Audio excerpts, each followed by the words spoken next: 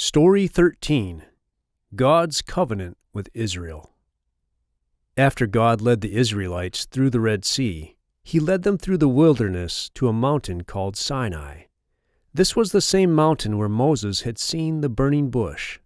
The people set up their tents at the base of the mountain. God said to Moses and all the people of Israel, "You must always obey me and keep the covenant I am making with you.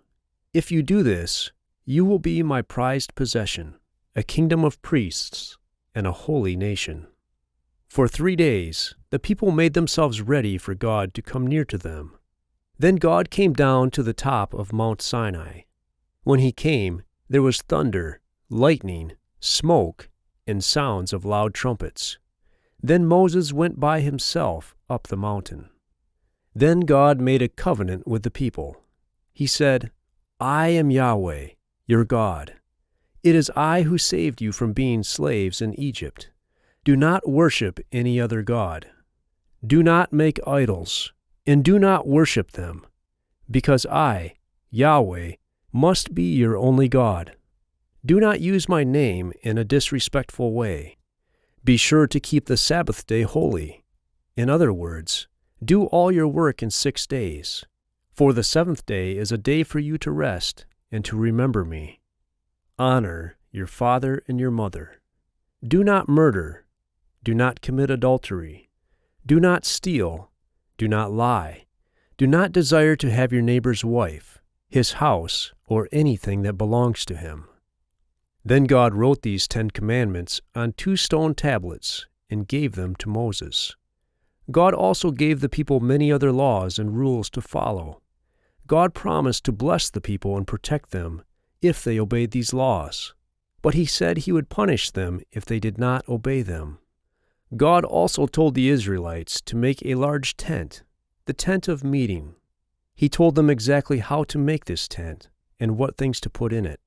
He told them to make a large curtain to separate the tent into 2 rooms. God would come into the room behind the curtain and stay there. Only the high priest was allowed to go into that room where God was. The people must also make an altar in front of the tent of meeting.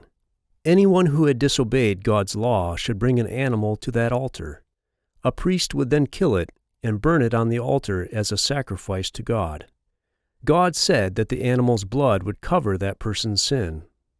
In this way, God would not see that sin any longer.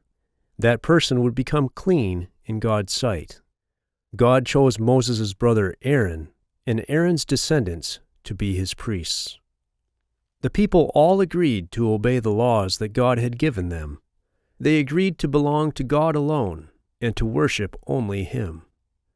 For many days, Moses remained on top of Mount Sinai. He was talking with God, but the people became tired of waiting for Him to return to them. So they brought gold to Aaron and asked him to make an idol they could worship instead of God. In this way, they sinned terribly against God. Aaron made a golden idol in the shape of a calf. The people began to wildly worship the idol and make sacrifices to it. God was very angry with them because of their sin. He wanted to destroy them, but Moses asked God not to kill them. God listened to his prayer and did not destroy them. Moses finally came down from Mount Sinai. He was carrying the 2 stone tablets on which God had written the 10 commandments. Then he saw the idol. He was so angry that he smashed the tablets. Then Moses beat the idol into powder, threw the powder into some water, and made the people drink the water. God sent a plague on the people, and many of them died. Moses made new stone tablets for the 10 commandments to replace the ones that he had broken. Then he climbed the mountain again and prayed that God would forgive the people. God listened to Moses and forgave them.